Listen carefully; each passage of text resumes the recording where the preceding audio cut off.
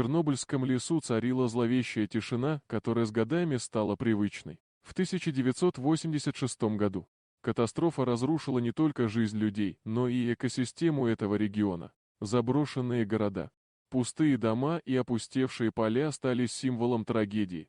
Однако именно здесь, спустя десятилетия, ученые начали наблюдать нечто удивительное. Проект, который был начат в ноябре прошлого года, предусматривал установку 42 камер в самой запретной части Чернобыльской зоны.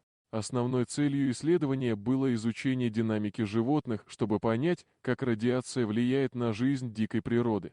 На удивление исследователей, камеры начали фиксировать не только привычных для региона животных, но и таких представителей фауны, которые не были замечены здесь более века.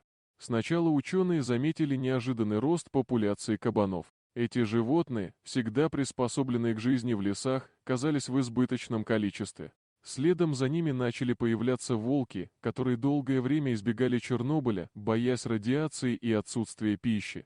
Косули и лисицы также стали все более частыми гостями в лесах. Все это говорило о том, что экосистема Чернобыля восстанавливается гораздо быстрее, чем ожидалось. Однако самым удивительным открытием стало появление редких видов, которые не только не встречались в этих местах последние десятилетия, но и вообще исчезли из Центральной и Восточной Европы. Европейская рысь– величественное и грациозное животное, которое прежде считалось исчезнувшим в этих местах, появилось в кадре камеры, с осторожностью исследуя пространство. И, наконец, бурый медведь, который когда-то обитал в Чернобыльской зоне, вернулся домой. Это было событие, которое повергло ученых в настоящий ужас и восторг одновременно. Оказавшись перед таким открытием, специалисты задумались, как возможно, что радиация, которая в других условиях уничтожала бы фауну, не влияет на этих животных так сильно, как предполагается. Ученые начали размышлять над возможностью того, что природа обладает невероятной способностью к восстановлению, если только ей не мешают.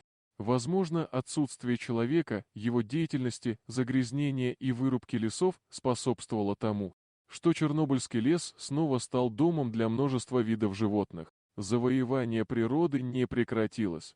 За последние 30 лет, несмотря на катастрофу, леса Чернобыля стали своеобразным природным убежищем.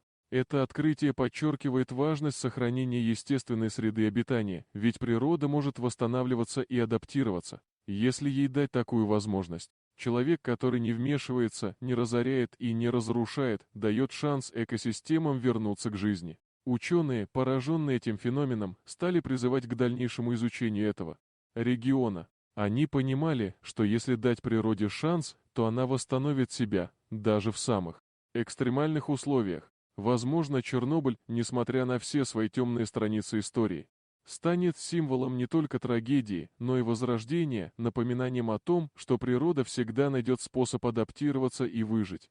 Дорогие друзья, если вам понравилось видео, поставьте лайк, а также подписывайтесь на канал, где найдете еще много интересного.